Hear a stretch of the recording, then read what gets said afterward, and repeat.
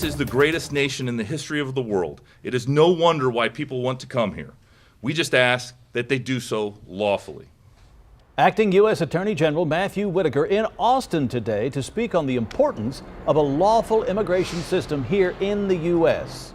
But immigrant families say they're finding it harder to seek asylum the right way.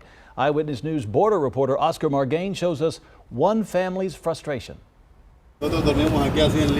Along this concrete barrier is where this Honduran father and 13 members of his family have lined up every night since Saturday. 4 children in the group, ages ranging 1 through 9, found rolled up in donated blankets, sleeping on the floor, exposed to the frigid weather as trucks zoom by next to them. 29-year-old Daniel, who chose not to give his real name, says his 6-year-old begged him last night to leave the Eagle Pass International Bridge for a warmer place. But that's not an option. One reason, explains Daniel's father-in-law, is to avoid roaming the streets of Piedras Negras at night out of fear of the cartel. The other reason, hope. Hope they get called by a U.S. immigration official who can process their asylum claims. Death threats and no jobs. Similar claims made by thousands of families fleeing Central America every year.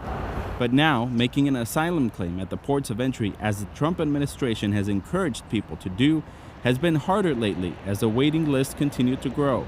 The continued arrival of migrants and the limited number of credible fear claims processed by customs agents has saturated the shelters in Mexico and forced people to the streets. The dilemma this family is facing is they don't know where to sign up to this famous waiting list in order to get their asylum claim processed. CBP said in a statement, quote, individuals presenting without documents may need to wait in Mexico as CBP officers work to process those already within our facilities, end quote.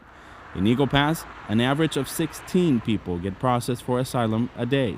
Making these claims is a right that has been exercised increasingly by migrants, according to new CBP statistics released Monday, with 31% of all inadmissible cases at ports of entry being asylum claims.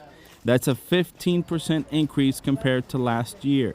Adding to the crisis, the local government of Piedras Negras has stopped managing the queue of migrants as they prepare for a transition of power at the end of the year, leaving Daniel and his family with little to no other options. Reward comes after the suffering, he says. It is their faith in God that keeps their hopes alive that someone will help them into the U.S. In Eagle Pass, I'm Oscar Margain reporting.